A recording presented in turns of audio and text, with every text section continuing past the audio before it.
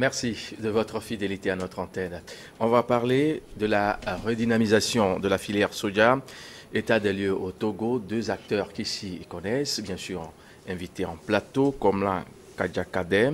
Il est le président du conseil interprofessionnel de la filière soja au Togo. Bonjour, comment? Bonjour, monsieur le journaliste. Merci d'honorer notre plateau. Merci, c'est plutôt moi qui vous remercie. Le second invité, Kofi Tchek-Bogli, il est bien sûr secrétaire général bien sûr du conseil interprofessionnel de la filière soja. Kofi Tchek, bonjour. Bonjour Mathieu. Merci d'être là. Merci aussi. Alors, monsieur le président, dites-nous comment se porte votre filière à vous, le filière dont vous détenez la présidence de ce conseil-là. Merci beaucoup. La filière soja au Togo se porte, je dirais, à merveille. À merveille. Jusqu'à, je peux dire, l'année dernière. Donc, en fait, c'est une filière qui a été autoconstruite par les jeunes. Et depuis, je peux dire, par rapport à l'historique, 2010, il y a eu une étude qui a révélé que le soja peut être une filière porteuse pour tous les jeunes, pour toute la population togolaise, puisqu'elle peut être cultivée sur toute l'étendue du territoire. Et ainsi, à partir de 2015, un projet a été mis en place, le projet de renforcement des capacités productives et commerciales de la filière soja au Togo. Donc, ce projet a essayé de mettre en commun les acteurs, puisque les acteurs travaillaient en disparate, c'est-à-dire individuellement. On a voulu maintenant canaliser les énergies en les mettant ensemble. Donc, les producteurs, les coopératives qui sont individuellement quelque part, se sont réunis en Fédération nationale de coopératives de producteurs de soja. Et les commerçants, exportateurs aussi, qui étaient en disparate sur toute l'étendue des territoires, s'est retrouvé dans un même creuset qui est l'Association nationale des commerçants exportateurs de soja. Et maintenant, les transformateurs aussi, ils sont là, ils ne se connaissaient pas, donc ils se sont retrouvés aussi dans une même association, qui est l'Association togolaise pour la transformation du soja au Togo. Donc, ces trois familles, maintenant, se sont retrouvées pour former ce que nous appelons aujourd'hui Conseil national, Conseil plutôt interprofessionnel de la filière soja au Togo. Donc, ce conseil est mis en place le 18 mars, c'est plutôt le 30 mars 2018, pardon. 2018. Le 30 mars 2018. Voilà. Et à partir de là, les acteurs ont commencé par travailler tambour battant, ce qui a valu à l'État togolais première place d'exportateur de soja biologique dans l'Union européenne depuis 2020-2021 jusqu'à 3 années consécutives. Donc, je dirais que le soja a le vent en poupe, mais c'est l'année dernière seulement qu'on a eu de petits couacs et que nous nous remédions pour que vraiment ce qui s'est passé ne revienne plus. Parfait. Parfait pour la mise au point à ce niveau. Kofi, on va s'intéresser un peu à l'état des lieux. Je veux parler bien sûr des statistiques. On va parler un peu chiffres. Quand on parle bien sûr du Togo qui a été premier pays exportateur en 2020. 2020-2021, oui, 2021-2022. Oui. Maintenant, on attend 2022-2023. Non, il y a eu 2019-2020 aussi. 2019-2020 aussi. Oui. Les chiffres, ça m'intéresserait un peu. On va, d'une façon globale, on va essayer de les toucher afin d'avoir le cœur net par rapport à tout ce qui se fait. À ce niveau, on dit Togo, premier pays exportateur de soja bio. C'est une réalité. Ah oui, je ne dis pas le contraire. On veut avoir le cœur net. Oui, Mathieu, vous savez, les chiffres, oui, mais il faut noter que, comme le président le disait, depuis 2018 que le conseil a été mis en place, il y a un travail qui a été fait d'arrache-pied entre les jeunes, les producteurs sur le terrain. Et en 2019, nous avons occupé la première place en tant qu'exportateur du soja bio dans l'Union européenne, avec près de 45 000 tonnes de soja bio exportées dans l'Union européenne. 45 000 tonnes. Voilà, avec près de 45 000. Mais la production totale à cette année était aux environs de 178 000 tonnes. Ah bon? Oui. Vous en cultivez aussi Et dans ça, il y avait 45 000 tonnes qui étaient du soja bio exporté dans l'espace de l'Union européenne. Tout cela, ça se passe où là? Ça se passe au Togo. Dans quelle partie du Togo? De Thiévié, si on parle de Thiévié jusqu'à Saint-Cassé, oui. Nous avons des producteurs de soja partout dans le Togo qui œuvrent chaque jour. En 2019, c'était ça. En 2020, les chiffres ont augmenté de 45 000 tonnes. Nous sommes allés à 54 000 tonnes de soja bio exporté dans l'Union européenne avec près de 220 000 tonnes de soja produit au niveau national. Et en 2019, les chiffres n'ont pas trop évolué. Nous étions dans environ 60 000 tonnes en termes de soja bio exporté dans l'Union européenne et près de 250 000 tonnes de soja produit au Togo. Donc, c'est ces chiffres qui nous ont conduit progressivement à mettre une stabilité autour de la filière et à engranger d'énormes ressources au sein de la filière. Ça a permis vraiment de donner une bonne image au Togo à l'international en termes de production du soja bio et en termes de protection de l'environnement. Parce que quand on parle du soja bio, il y a la question de l'environnement qui rentre dedans. Puisque quand tu fais du bio et que tu ne protèges pas l'environnement, là, tu n'es pas un bon élève. Et donc, le Togo a été primé même à l'international en ce qui concerne la protection de l'environnement et en ce qui concerne la production bio. Voilà un peu ce que... Mais à partir de 2023, les choses ont commencé à dégringoler. La campagne qu'on a connue 2022-2023 n'a pas été une bonne campagne. De toute façon, nous attendons les résultats qui vont sortir d'ici peu pour voir quel rang nous occupons. Mais sur le plan interne, nous-mêmes, nous savons que les choses ne sont pas allées dans le bon sens. Les choses n'étaient pas vraiment roses, comme on peut le dire. Monsieur le Président du CILF, d'une façon beaucoup plus concise, expliquez-nous un peu la campagne 2022-2023 qui a connu bien sûr des difficultés sur le plan commercial, également sur d'autres points, parce que vous maîtrisez mieux le domaine. Parce qu'avant de vous avoir sur ce plateau, j'ai eu à glaner quelques informations, celles-là, pour pouvoir bien mener le débat. Les journalistes sont plus informés que nous autres qui sommes dans nos coins. Donc, nous connaissons tous ce qui s'est passé. Et vous n'êtes pas sans savoir que 2022-2023, réellement, on a eu des difficultés. Et la première est liée à la production. On a eu aussi de petits soucis de pluviométrie, mais ça n'a pas trop impacté. Ce qui a plus impacté la filière, c'est l'aspect commercial. Et si nous prenons cet aspect, nous nous sommes rendus compte que vraiment, il y a eu des difficultés liées aux aspects internes et puis aux aspects externes. Quand nous prenons les aspects internes, vous allez voir que souvent, depuis que la filière est mise en place, c'est-à-dire l'interprofession mise en place en 2018, on a les jeunes ayant cette fougue-là et cet esprit d'organisation, on a toujours imprimé une bonne organisation. De façon que nous lançons la campagne très tôt, et les agréments sortent très tôt, et puis chaque acteur qui exporte a son agrément, ce qui lui permet d'aller faire signer des contrats, qui lui permet d'aller pas signer les contrats, mais avoir des lignes de crédit qui lui permettra d'aller acheter, engranger l'achat sur le terrain. Mais cette campagne 2022-2023, vraiment, ça n'a pas été le cas.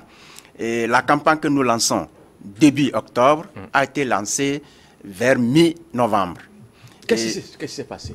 Mais évidemment, nous-mêmes, on ne comprenait plus parce que entre-temps, pour lancer la campagne, nous sortons un communiqué. Avant de le sortir, le gouvernement, l'État, les ministères du tutelle, les deux ministères du tutelle qui est agriculture et commerce, sortent un communiqué pour dire, OK, allez-y. Mais nous avons attendu ce communiqué-là en vain et c'est vers c'était le 7 ou bien le 6 novembre que ce communiqué sortait. Et quand le communiqué sort maintenant, on se prépare pour pouvoir lancer la campagne. Et quand on lance la campagne, on donne maintenant le temps à ce que les agrégateurs aillent sur le terrain pour acheter les transformateurs. En donnant d'abord 2 semaines qui sont des délais de moratoire pour les transformateurs d'aller obtenir leur grain pour la transformation. Mais cette année, l'année qui vient d'écouler, on a attendu longtemps, ça ne venait pas et c'est tardivement que c'est venu. Et quand c'était venu, on a lancé la campagne. Vraiment, c'était déjà trop tard pour que les gens signent de nouveaux contrats, pour que les gens reconduisent leurs contrats et qu'ils aillent aussi vers la banque. Depuis un certain temps, la banque est regardant là-dessus. Si tu n'as pas ton papier que nous appelons agrément, eh bien, elle n'est pas sûre plutôt que tu puisses prendre l'argent, aller acheter et commercialiser, venir le rembourser. Donc, il faut ce papier-là pour dire, ah, cette personne est agréée. La garantie. La garantie. Oui. Elle est agréée pour pouvoir faire la commercialisation. Cependant, on peut lui donner l'argent. Donc, ces paramètres internes ont fait que vraiment les choses ne sont pas déroulées comme il fallait. Maintenant, quand nous prenons les paramètres externes, vous savez, comme le SG venait de le dire, on a occupé plusieurs fois la première place oui. Avec des primes. On a primé le Togo. Le Togo était devenu ce pays-là qui est recherché sur la carte du monde avec la loupe, dit mais quel est ce petit pays? Donc cette convoitise-là fait que les gens disent il faut que nous détrônons aussi le Togo. Dans cet élan, les gens ont commencé aussi par produire le soja qui ne le faisait pas. Et la Chine que nous connaissons a commencé par produire énormément, intensivement, ce qui fait que 2022-2023, la Chine a pu déverser d'énormes quantités sur le marché. Surtout au moment où nous on piétinait ici. Et au lieu de faire vite pour dévancer la Chine, on piétinait, la Chine a déversé. Quand on a lancé la campagne, on a signé tardivement les agréments et que les gens ont pris le quoi là, les premières cargaisons même se trouvaient concurrencés avec la graine de la Chine. L'autre aspect externe, c'est le prix à l'extérieur. Oui.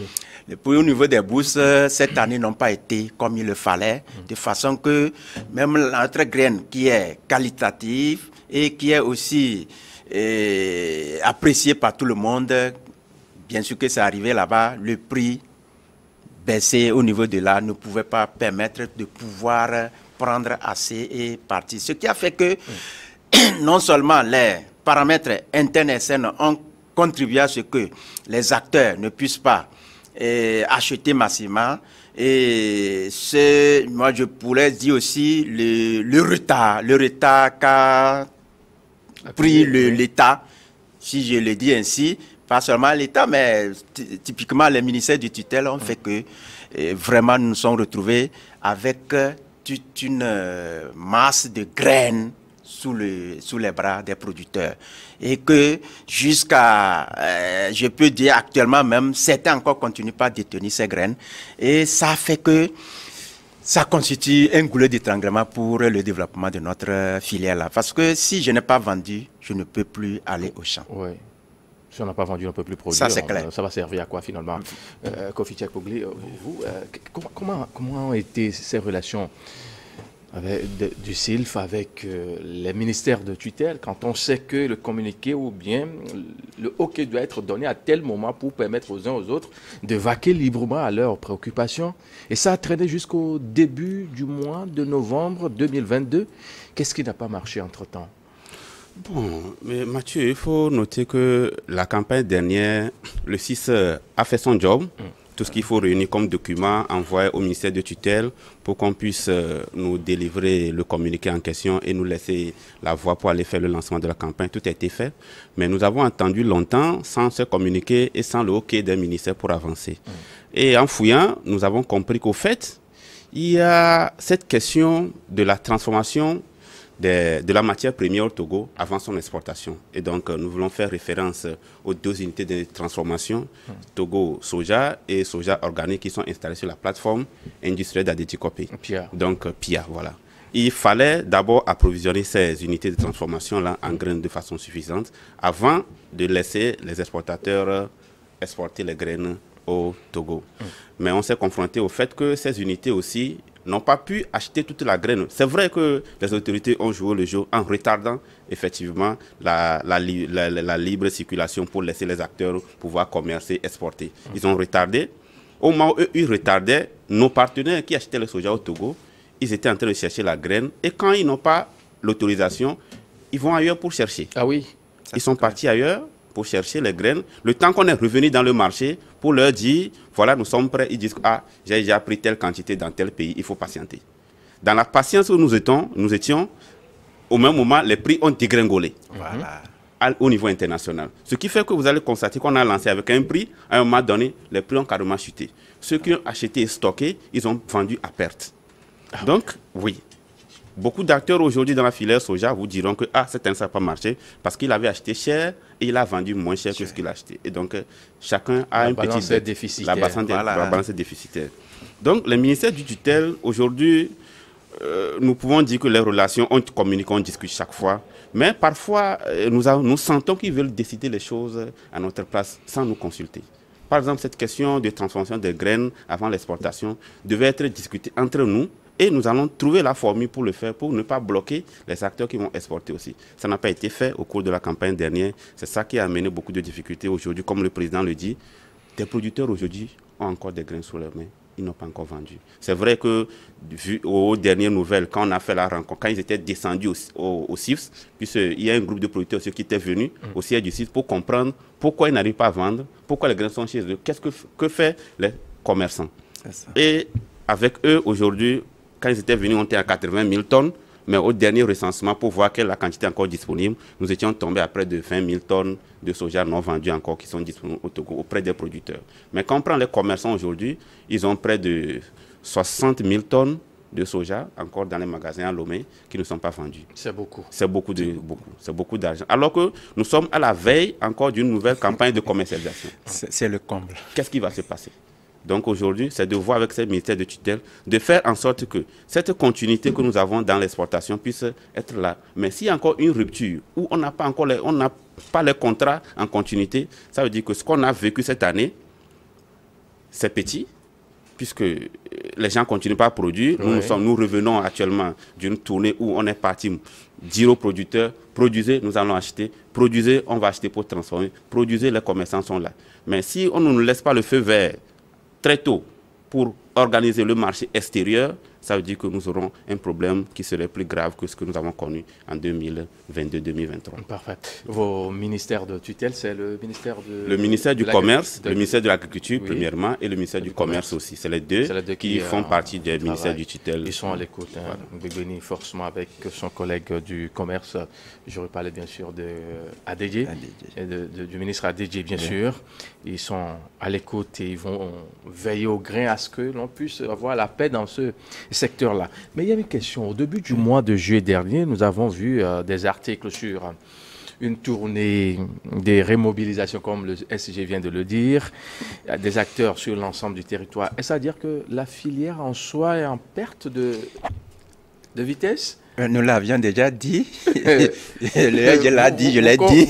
Parce que vous comprenez qu'à partir de 2022-2023, on a eu de difficulté à pouvoir écouler nous les produits. Moi, en fait, je suis producteur d'abord avant d'être président de l'interprofession. Donc, vous comprenez avec moi qu'on n'a pas pu vendre et que, entre-temps, comme il le signalait, les producteurs se sont mobilisés pour venir comprendre, mais qu'est-ce qui ne va pas?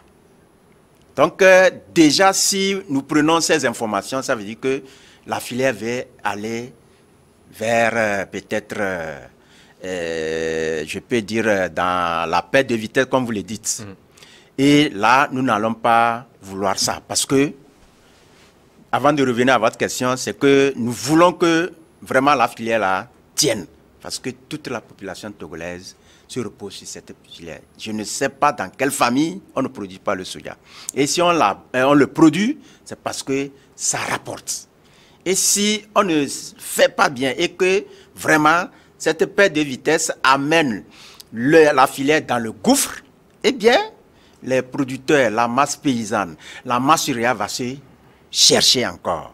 Or, avec ça aujourd'hui, beaucoup de personnes vont à moto, ont construit des maisons à endur, ont tôlé ceux qui étaient en paille, ont tôlé. Donc, ça déjà, c'est un acquis pour la filière. Ouais. Donc, cette perte de vitesse, comme je venais de le dire, en fait, est réellement là, à partir de la campagne passée, nous l'avions remarqué, c'est parce que les producteurs n'ont pas bien vendu, ils ont encore le stock, les commerçants qui viennent prendre pour les agrégateurs, bien les exportateurs ici, ont acheté, ils n'ont pas pu vendre, le prix qu'on avait fixé a chuté et que les gens qui avaient acheté en ce moment vendent à perte. Donc, ça veut dire que tout était chamboulé. Les agrégateurs ou bien les exportateurs qui ont l'habitude d'obtenir des lignes de crédit pour pouvoir prendre notre soja, aller valoriser à l'extérieur, ont eu des soucis parce qu'ils n'ont pas eu ça. Et l'autre face de la monnaie est que la PIA qui nous a dit, nous avons 2 unités de transformation. Nous allons prendre 240 000 tonnes, mais je suis désolé que à peine 280 000 tonnes de production et on n'a pas pu vendre et on a encore le soja. Mais où est restée la PIA avec ces 240 000 tonnes qu'elle nous avait proposées au cours, en début de campagne? Et on est là, on se demande tout cela. Donc, quand nous fouillons tout cela et on se remomente, on se dit... Mais si je comprends bien, vous n'avez pas refusé de vendre à la PIA, mais la PIA n'a pas pu... Mais bien sûr, n'a pas pu prendre l'entièreté de... la production promise... l'entièreté de la quantité qu'elle voulait. Oui. Et qu'aujourd'hui, si elle avait au moins pris cette quantité, je pense que les producteurs n'allaient pas de problème. Voilà. Donc, autrement, elle s'est dit qu'elle va transformer 240 000 tonnes, c'est-à-dire 180 000 tonnes conventionnelles et 60 000 tonnes bio. Mais malheureusement, on se retrouve avec. Donc, tout cela fait que la tournée avait sa raison d'être. Parce que les producteurs sont venus dire, tant que nous... on n'a pas vendu ce que nous avons produit et on n'a pas un lendemain sûr, on ne va plus aller au champ. Voilà, les commerçants disent que s'il n'y a pas un lendemain ou bien un avenir qui les rassure, et ils ne peuvent plus aussi aller accompagner les producteurs. Parce que c'est ces commettants exportateurs qui accompagnent de bout en bout la filière. Ils donnent les semences, ils donnent les ressources financières, ils accompagnent techniquement les producteurs. Donc ça fait que il faut aller à la remobilisation des acteurs. C'est ce qui a sous-tendu une tournée nationale, surtout dans les grandes zones de production, pour leur dire, OK, nous allons discuter avec l'État, nous allons discuter avec le ministère des tutelles, pour que vraiment ce qui s'est passé l'année dernière ne puisse plus se reproduire et que la commercialisation puisse se passer dans les normes. Parfait. Une habitude ou bien c'est un cas isolé, hein? Vous le confirmez ou... Bon, je pense que ça a été un cas isolé, c'est un cas d'école aujourd'hui parce que ce qui s'est passé est qu'il y a un acteur qui s'est prononcé pour prendre 180 000 tonnes en conventionnel et 60 000 tonnes en bio. Le président vient de le dire. Et cet acteur, c'est en faveur de cet acteur qu'il y a eu ces mouvements pour retarder un peu la délivrance des agréments. Voilà. Maintenant, aujourd'hui, nous tous donc, nous sommes devant un fait accompli où cet acteur n'est pas arrivé à satisfaire cette demande-là, ce besoin dont il a exprimé. Et donc aujourd'hui, c'est à l'autorité et nous, au niveau du Conseil, de se réunir. On a déjà fait plusieurs rencontres autour de ces questions. Et nous avons aujourd'hui la forte conviction que ce qui s'est passé, la campagne dernière ne va plus se reproduire parce que tout le monde a tiré des leçons de ce qui s'est passé. Voilà ce que je peux dire. Et donc, ça ne doit pas être un fait habituel. Nous allons le placer dans un fait isolé. Parfait. Je reste toujours avec vous avant de me retourner vers le président. Oui. Vos ambitions en lançant bien sûr la campagne de production. C'était du 22, 23, 24 et le 30 juin. Oui. Nous étions à Pia. Oui. Le 30 juin dernier, nous étions sur la ZAP de la PIA pour lancer la campagne de production. Depuis l'année passée, on a pris cette initiative-là de lancer la campagne de production en invitant tous les producteurs, les plus gros producteurs venant de plusieurs régions pour leur donner quelques informations concernant ce qui va se passer au cours de la campagne, les prix de cession des semences, tout ça, là, ça a été discuté avec eux. Donc l'objectif, c'est d'arriver à produire à peu près entre 250 000 et 300 000 tonnes de soja pour cette nouvelle campagne. C'est sur ce qu'on s'est basé. Et en fonction de ça, aujourd'hui, le CIFS travaille avec tous les acteurs, les commerçants, exportateurs, les agrégateurs. Tout le monde aujourd'hui est à pied d'œuvre pour qu'on puisse aller accompagner les producteurs à arriver à produire entre 250 000 et 300 000 tonnes pour cette nouvelle campagne. Mais ça, ce n'est pas l'objectif du CIFS. Ça, c'est l'objectif, disons, c'est l'objectif pour cette campagne. Nous avons un plan filaire dont nous allons parler, dans lequel nous avons un plan stratégique quinquennal qui nous définit ce qu'on va faire durant les 5 années à venir. Le président veut bien sûr m'éclairer sur ce point. Plan filière, un mot un peu nouveau pour ceux qui ne sont pas de votre secteur d'activité. Vous voulez bien nous éclairer plus? Oui, plan filière ou bien plan stratégie dans la filière soja, c'est un peu le document qui trace la vision de l'interprofession. C'est pas trop fort là, tout ça, là, pour un agriculteur. Non, c'est-à-dire la vision là où nous voulons aller. Oui. Donc, dans ce plan, nous avons mis là où nous voulons aller. Oui. Et pour tous les acteurs. Là où vous êtes actuellement, oui, là où nous sommes, déjà. Oui, nous le savons déjà. Et là où vous voulez aller. Exactement. Donc, il y a cette vision-là où il faut aller. Et pour que tous les acteurs puissent se sentir à l'aise. Donc, c'est tout cela que nous avons mis dans, comment dit-on, dans ce plan que nous appelons plan filière, qui part de des semences jusqu'à l'exportation en passant par la transformation locale. Donc, on ne va pas négliger un seul acteur. Tous les acteurs sont nécessaires pour que nous puissions. Donc, dans ce plan, nul n'a été négligé. Vous avez l'habitude de dire que le développement, bien sûr, de la filière soja doit être, sinon c'est une affaire de nous tous. Pourquoi cette affirmation-là? Oui, monsieur le journaliste, vous savez, c'est votre job. Tout à l'heure, le président le disait qu'il n'y a pas une famille au Togo dans laquelle on ne produit pas le soja. Oui. Aujourd'hui, quand vous prenez le Togo, tout le monde connaît le soja, tout le monde en produit, c'est parce que ça apporte une valeur ajoutée à tout le monde. Et donc, c'est une affaire de tous. Ce n'est pas parce que je suis journaliste ou je suis commerçant de pagne que l'affaire de soja ne me concerne pas, non. L'affaire de soja concerne tout le monde parce que la majorité de notre population est une population agricole. Et dans une population agricole, il faut leur proposer d'abord les cultures vivrière, c'est-à-dire que ce qui permet d'assumer la sécurité alimentaire. Une fois que cette sécurité alimentaire est assumée, il faut penser aussi à des cultures de rente qui permettent aux producteurs d'avoir des ressources et d'envoyer ses enfants à l'université comme le commerçant ou le journaliste ou je ne sais pas qui le fait. Ou bien le ministre. Donc, le ministre le fait. Ou bien le DG. Le DG d'une société le fait. Il faut aussi que l'enfant de cet agriculteur-là, qui a Derebois, qui est, je ne sais pas, Kazabois, qui a quelque part, plein de mots quelque part, il faut que son enfant puisse aller aussi à l'université. Et donc, il faut leur proposer des cultures qui leur permettent d'avoir les ressources financières pour envoyer les enfants à l'école. Et donc, il ne faut pas seulement qu'on tourne, qu'on gravit autour des cultures vivrières ou les cultures qui permettent d'assumer la sécurité alimentaire. Il faut aller aussi aux cultures de rente qui permettent aux producteurs d'avoir des revenus à tout moment et aussi vivre comme nous vivons aussi dans les agglomérations. Et parfait. Dans cette optique-là, le gouvernement a une vision. Oui. On vous a informé plusieurs fois sur ça. C'est laquelle, là? Non, mais pour le gouvernement, sa vision sur la filière, c'est globalement, c'est d'aller vers la transformation agricole. Et que tous les produits agricoles au Togo puissent être transformés avant d'être exportés. Nous nous inscrivons parfaitement dans cette vision et dans cette dynamique.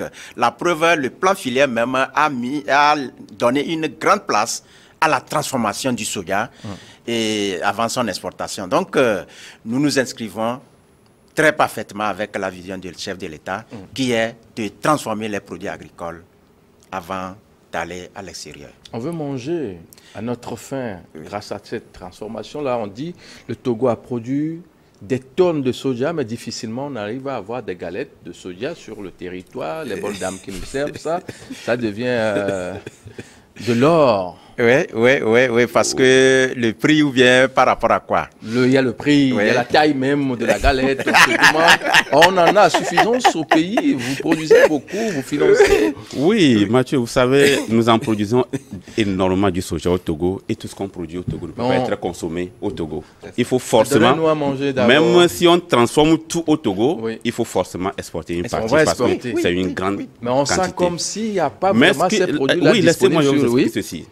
Nous voulons aller à la transformation. Mais au niveau du CIFS, notre vision, c'est de ne pas aller aveuglément. Il faut aller pas à pas. Nous voulons transformer tout, mais on ne va pas décider un matin, dire aux acteurs, arrêtez d'exporter tout à la transformation. Il faut avoir un plan de sortie pour que ceux qui sont dans l'exportation, ceux qui ont déjà des engagements à l'extérieur pour des graines, puissent progressivement se désengager à l'extérieur et ensemble, nous allons tous transformer ici et l'exporter. Mais si vous êtes journaliste et un matin, vous venez, on vous dit que, bon, il faut arrêter de communiquer. Vous allez faire quoi, monsieur? Non, c'est mon job. C'est votre job. C'est la même chose que nous proposons au niveau de la filière soja. Que oui, la vision du gouvernement, le Conseil est parfaitement d'accord. Mais nous voulons, avec eux, tracer un plan pour aller progressivement. Et notre plan filière le dit. On ne va pas se lever un matin pour arrêter tout, mais il faut aller dans un plan quinquennal qui permet d'arriver, à transformer tout, le transformer, avoir des produits de bonne qualité, d'avoir un marché qui permet d'écouler ces produits transformés et que cette transformation profite aux acteurs locaux. Voilà. Il faut que ça profite aux acteurs locaux. On ne va pas se mettre à transformer parce qu'il y a quelqu'un qui a beaucoup d'argent qui veut transformer et que les acteurs locaux n'en profitent pas. Donc c'est très important pour qu'on puisse nous accompagner progressivement à sortir d'affaires en allant vers la transformation. Nous voulons tous aller, nous voulons les accompagner, mais il faut que ce soit dans un plan, pas dans... comme il le dit, vous savez, les acteurs, la filière est composée des acteurs. Et nous n'allons pas du coup vouloir faire une chose et élaguer ou bien tuer certains acteurs. Il y a les exportateurs qui font partie intégrante des acteurs du Conseil interprofessionnel de la filière soja. Aujourd'hui, on ne va pas se lever du jour au lendemain pour dire qu'on veut seulement les 30. Et que deviendra cet exportateur ou bien ce commerçant exportateur et lorsque on ne tient pas compte de son aspiration? Alors, on aurait fait une interprofession sans certains acteurs. Donc, comme il le dit, ce serait un plan où, progressivement, je pense que, moi, je pense au-delà. Ces acteurs ont leur droit d'exister. Vous savez, moi, j'ai fait une petite analyse. Avant que la filière ne soit ce qu'elle est, c'est que c'est ce marché d'exportation qui a tiré la filière. Aujourd'hui, et je ne vois pas le riz, le maïs, le nébé prendre cette position-là parce qu'il n'y a pas un marché que les jeunes ont déniché qui peut tirer, ou bien s'ils ont déniché même, il n'y a pas cet engouement-là. Mais avec le soja, rapidement, comme il y a eu l'exportation, la sortie de la graine, ça fait qu'il y a eu cet engouement rapidement et la production a augmenté d'année en année. Avant 2018, on était à moins de 40 000 tonnes. Mais aujourd'hui, nous avoisinons 250 000 tonnes. Et nous dépassons même ce cap-là. Et nous voulons aller au-delà, 350 000 cette campagne.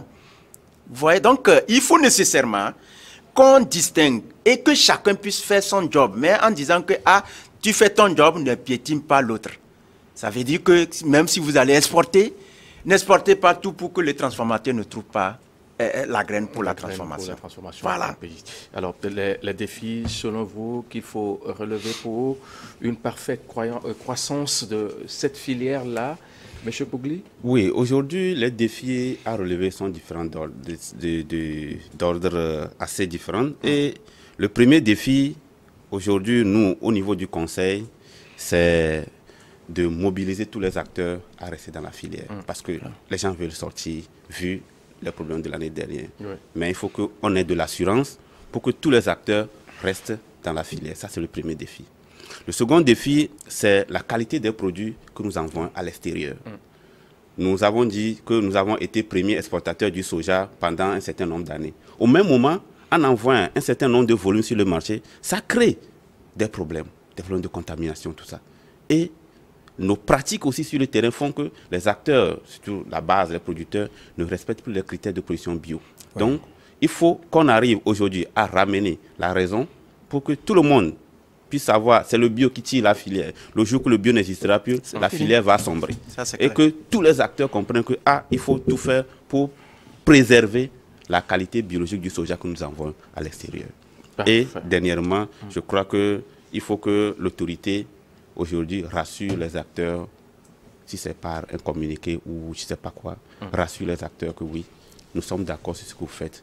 Nous n'allons pas un matin vous dire qu'il faut arrêter ce que vous faites. Il faut que l'autorité arrive à communiquer. Vous avez peur, hein? Non, mais l'autre défi que moi je voulais ajouter encore, comme je suis producteur, ça me touche, c'est la compétitivité au champ. C'est-à-dire il faut que notre production soit encore plus compétitive. Nous nous rendons compte que, je ne sais pas si c'est le contexte de production qui fait que on est toujours autour d'une tonne au moment où ailleurs d'autres dépassent largement ce cap. Et que c'est ça aussi qui crée des frustrations lorsqu'on veut encore tirer le prix vers le bas. Le producteur dit non, non, non. Donc, je pense que il faut vraiment que... C'est le job aussi de l'État, en mettant vraiment la recherche à nos côtés pour que nous ayons des variétés performantes à haut rendement pour que nous puissions augmenter la production au niveau du champ. Alors, un message à l'endroit des acteurs de la filière? S'il y a un message, le tout premier message, c'est que nous devons quand même... essayer de tenir la filière à deux mains. Nous ne devons pas la laisser tomber. Si nous la laissons tomber, c'est toute la population togolaise que nous privons de promotion, d'augmentation, bien de revenus, quoi. Parce que cette filière, comme je venais de le dire tantôt, donne de la valeur, faire augmenter le revenu des producteurs et des acteurs. Donc, nous devons à tout prix maintenir la filière. Là, elle ne doit pas tomber. C'est dans ce sens-là que nous avons fait une tournée. Et nous continuons avec des démarches. Au niveau des autorités, nous allons le faire. Il y a aussi des choses que nous allons essayer de négocier avec eux pour qu'on anticipe, afin que vraiment nous puissions maintenir la filière droite dans ses bottes. Ça, c'est ce que je peux dire. Et je vais dire aux producteurs vraiment d'aller au champ, puis surtout ceux qui sont vers la partie méridionale. Il n'est pas encore trop tard d'aller encore semer. Ils n'ont qu'à semer. Et nous ferons tout pour que les conditions de commercialisation puissent avoir lieu et que ça puisse profiter à toute la population togolaise. C'est ce que moi je peux dire comme invite à tous les acteurs et que les acteurs qui sont là pour la commercialisation puissent toujours accompagner les producteurs à mieux produire.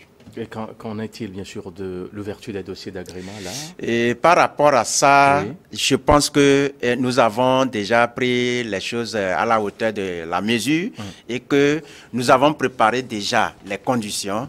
Et sous peu, les acteurs seront informés et qui commencent par s'activer pour déposer ces dossiers parce que nous n'allons pas...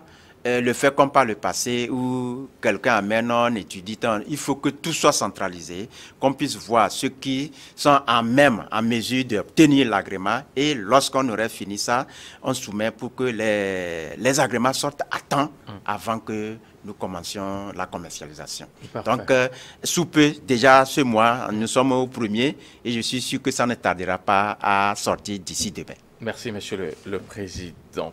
Mais il y a un point là qui me tient beaucoup à cœur.